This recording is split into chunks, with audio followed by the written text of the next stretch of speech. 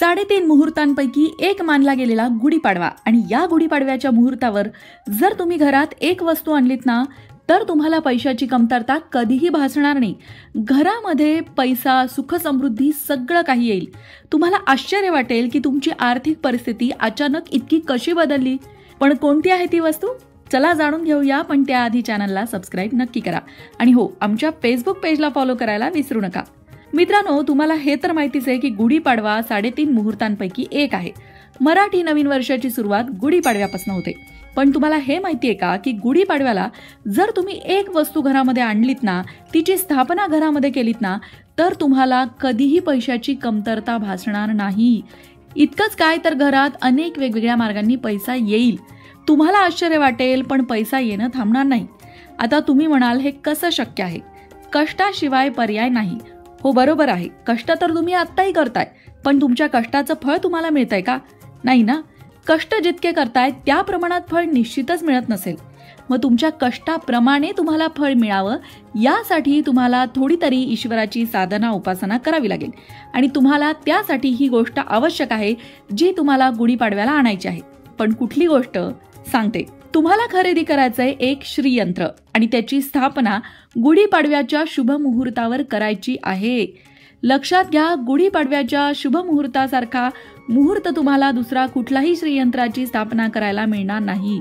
गुढीपाडव्याला नवीन वर्षाच्या सुरुवातीलाच तुम्ही घरामध्ये श्रीयंत्राची स्थापना केली, ते सिद्ध केलेलं श्रीयंत्र असावं, तर तुम्हाला त्याचे चमत्कारिक अनुभव येतील। पण हो, या श्रीयंत्राची स्थापना केल्यानंतर तुमचं काम झालं असं होत नाही बरं का। तुम्हाला श्रीयंत्राच्या पूजेचे नियम माहीत करून घ्यायला हवेत आणि त्या नियमांनिशी त्याची पूजा व्हायला हवी। रोजच्या रोज श्रीयंत्राची पूजा झालीच पाहिजे। तसंच एखाद्या विशेष दिवशी किंवा पौर्णिमेला त्याच्यावर कुंकुमार्चनही करावं। आपल्या प्रत्येकाच्या मनात नेहमी अनेक इच्छा निर्माण होत असतात। कुणाला धनप्राप्तीची इच्छा असते, कुणाला संतान प्राप्तीची, कुणाला मनःशांतीची, कुणी समृद्धी शोधत असतो। तर अशा सगळ्या प्रकारच्या इच्छांची पूर्तता श्रीयंत्र करते। इतकंच काय तर भक्तगणांच्या सर्व संकटांचा नाशही करते। हिंदू धर्मशास्त्रानुसार सर्व यंत्रांमध्ये श्रीयंत्र हे सर्वश्रेष्ठ असून त्याशिवाय मनुष्याला तरणोपाय नाही असं मानलं जातं। ब्रह्मांड पुराणातील उल्लेखानुसार जिच्या गर्भामध्ये 33 कोटी देवी देवतांचा वास आहे, अशा श्री ललिता महात्रिपुरा सुंदरी देवीचं हे निवासस्थान आहे आणि त्या निवासस्थानामध्ये महाकाली, महालक्ष्मी, महासरस्वती अशा सगळ्या प्रकारच्या शक्तींचा वास आहे। तुम्हाला अनुभव येईल की श्रीयंत्राच्या नुसत्या तुमच्या घरातल्या अस्तित्वानेच तुमच्या घरातलं वातावरण शुद्ध आणि मंगलमय झालंय। ज्या घरात हे यंत्र असतं त्या घरात नेहमी समृद्धी नांदते। या श्रीयंत्रामुळे विद्या, शक्ती, यश, मान सन्मान, ऐश्वर्य आणि सकल समृद्धी प्राप्त होते। या यंत्रामुळे सर्व प्रकारचे भय सुद्धा नाहीसे होतात। या यंत्रामुळे दुःख, त्रास, साडेसाती, व्याधी अशा सगळ्या संकटांपासून मुक्ती मिळते। या यंत्रामुळे सर्व मनोकामनांची पूर्तता होते आणि जीवन आनंदी होते। पण लक्षात ठेवा, या यंत्राच्या पूजेचे नियम माहीत करून घ्या। आपल्या लोकमत भक्ती चॅनलवर श्रीयंत्राची स्थापना कशी करावी, त्याची पूजा कशी करावी या संदर्भातला व्हिडिओ आहे, तो नक्की बघा आणि या गुढीपाडव्याला श्रीयंत्र घरात नक्की आणा। मित्रांनो, चैत्र शुद्ध प्रतिपदा हा दिवस शालिवाहन शकाचा पहिला दिवस असल्याचं तुम्ही वाचलंच असेल। या दिवशी कुटुंबातल्या सर्व स्त्री पुरुषांनी पहाटे उठून स्नान करावं। तत्पूर्वी घर स्वच्छ करावं। मुख्य प्रवेशद्वाराबाहेर रांगोळी काढावी। दाराला आंब्याच्या पानांचे आणि झेंडूच्या फुलांचे तोरण बांधावे। वडीलधाऱ्या व्यक्तींनी घरातल्या देवांची मनोभावे पूजा करावी। आदल्या दिवशी विकत आणलेली वेळूची काठी धुवून स्वच्छ करावी। तिच्या टोकाला धुतलेले स्वच्छ वस्त्र किंवा नवीन वस्त्र बांधून सुवासिक फुलांची माळ बांधून त्यावर चांदीचा किंवा तांब्याचा गडू पालथा घालावा। नंतर सर्व कुटुंबियांच्या उपस्थित गुढी उभारावी। याला शास्त्रामध्ये ब्रह्मध्वज असं म्हटलं जातं। गुढीला कडुलिंबांची पानंही बांधावी, त्याचबरोबर गाठींची माळ, साखरेची माळही अर्पण करावी। नंतर गुढीची मनोभावे पूजा करावी। पाठोपाठ कडुलिंबाची कोवळी पानं वाटून त्यात मिरी, हरभऱ्याची डाळ, ओवा, मीठ हे सगळं घालून मिश्रण तयार करावं आणि हा प्रसाद सर्वांना थोडा थोडा द्यावा। कडुलिंब खाणाऱ्यांचे शरीर तेजस्वी बनते, निरोगी राहते। नंतर गावातील राम मंदिरात जाऊन प्रभू श्रीरामचंद्रांचं कुटुंबियांसमवेत दर्शन घ्यावं। परंतु मंदिरात जाणं शक्य नसल्यास घरातील रामरायाच्या प्रतिमेलाच नमस्कार करावा, हार घालावा। गुढीपाडव्यापासून चैत्र नवरात्र सुरू होतं। ही नवरात्र देवीची आणि रामाची नवरात्र म्हणून साजरी केली जातात। रामनवमीला हे नवरात्र संपते। गुढीपाडव्याच्या आदल्या दिवशी नवीन पंचांग बाजारातून विकत आणावं। त्याची गुढीपाडव्याला पूजा करून त्यातील वर्षफल सर्व कुटुंबियांच्या उपस्थितीत वाचावं. दुपारी सर्वांनी एकत्र सुग्रास अन्नाचं भोजन करावं आणि दिवस आनंदात घालवा. म्हणजे येणारं नवीन वर्ष तुम्हाला सुखाची प्राप्ती करून देईल. सूर्यास्तापूर्वी गुढीवर हळदी कुंकू अक्षता अर्पण करा आणि नंतर गुढी उतरवा. गुढीपाडवा हा 3.5 मुहूर्तांपैकी एक आहे. त्यामुळे या दिवशी तुम्ही नवीन गोष्टींना प्रारंभ करू शकता. तुम्हाला नवीन व्यवसायाची सुरुवात करायची असेल तर हा दिवस उत्तम आहे. तुम्हाला सोनं खरेदी करायचे असेल तर त्यासाठी सुद्धा हा दिवस उत्तम आहे. तुम्हाला नवीन कार खरेदी करायची आहे किंवा कुठल्याही नवीन गोष्टी करायच्या आहेत तर या दिवशी तुम्हाला कुठलाही मुहूर्ताची वेळ बघायची गरज नाही. हा संपूर्ण दिवसच एक मुहूर्त आहे. त्यामुळे गुढीपाडव्याच्या दिवशी तुम्ही कुठलं ना कुठलं तरी चांगलं काम नक्कीच सुरू करा. गुढीपाडव्याच्या दिवशी तुम्ही कवड्या वापरून धनवान होऊ शकता. करायचंय काय?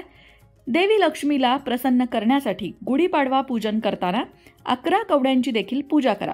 म्हणजे सकाळी देवपूजा झाली की तुम्ही गुढी उभाराल त्यावेळी गुढीची पूजा करताना 11 कवड्यांची सुद्धा पूजा करा. या कवड्या पिवळ्या रंगाच्या कपड्यात बांधून तुमच्या तिजोरीत ठेवा. असं केल्यामुळे माता लक्ष्मी प्रसन्न होते आणि घरात भरभराट येते. त्याबरोबर तुमचे प्रामाणिक कष्टही करत राहायचे आहेत, कारण माता लक्ष्मी सुद्धा त्याच लोकांवर प्रसन्न होते जे कष्ट करतात. पण बऱ्याचदा कष्ट करूनही आपल्या मेहनतीला फळ मिळत नाही, कारण आपल्या कुंडलीत ग्रहदोष असतात किंवा घरात काही वास्तुदोष असतात. अशा सगळ्या अडचणी दूर करण्यासाठी असे उपाय फायदेशीर ठरतात.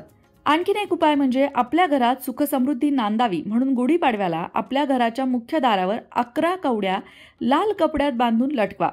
असं केल्याने सुद्धा घरातली नकारात्मक ऊर्जा बाहेर जाते आणि कुठल्याही प्रकारची नकारात्मक ऊर्जा घरात प्रवेश करत नाही. त्याचबरोबर कुठल्याही प्रकारच्या वाईट दृष्टीपासून स्वतःचं संरक्षण करण्यासाठी गुढीपाडव्याला एक पिवळ्या रंगाची कवडी आपल्या गळ्यात तावीज म्हणून घाला. असं केल्याने सुद्धा वाईट दृष्ट निघून जाते. मित्रांनो, तुमचा व्यवसाय असेल तर तो सुरळीत चालावा यासाठी गल्ल्यात एखादी तरी कवडी असावी. निश्चितच तुमच्या व्यवसायामध्ये तुम्हाला नफा होईल. पण त्याचबरोबर तुमची बँक, गल्ला किंवा तिजोरीत पैसे ठेवताना महालक्ष्मीच्या नावाचा जप आवर्जून करा. जो मळकट कपडे घालतो, दात स्वच्छ घासत नाही, जास्त जेवतो, कठोर बोलतो, सूर्योदय अथवा सूर्यास्तासमयी झोपतो, त्याला लक्ष्मी सोडून जाते हे मात्र लक्षात ठेवा. त्यामुळे तुमचं वर्तन जर चुकीचं असेल तर तुम्ही कुठलेही उपाय केले तरी माता लक्ष्मीची कृपा तुमच्यावर होणार नाही. त्यामुळे आधी वर्तन सुधारा आणि मग हे उपाय करा. निश्चितच तुम्हाला त्याचं फळ मिळेल. जे लोक ओल्या पायांनी झोपतात, म्हणजे बाथरूममधून आले की तसेच ओले पाय न पुसता अंथरुणात जातात, विचारपूर्वक काम करत नाही, अशांच्याकडे सुद्धा माता लक्ष्मी येत नाही.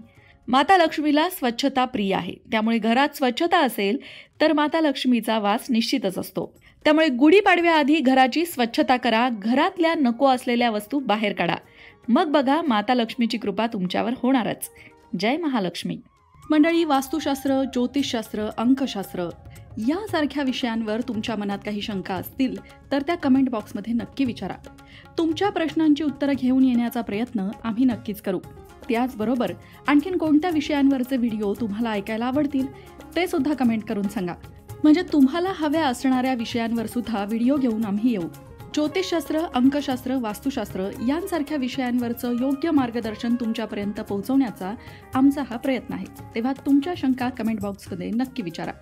अशाच प्रकारच्या माहितीपूर्ण व्हिडिओंसाठी लोकमत भक्ती चॅनलला सबस्क्राईब करा आणि बेल आयकॉनवर सुद्धा क्लिक करा. म्हणजे आमच्या नवनवीन व्हिडिओचं नोटिफिकेशन तुम्हाला मिळत राहील.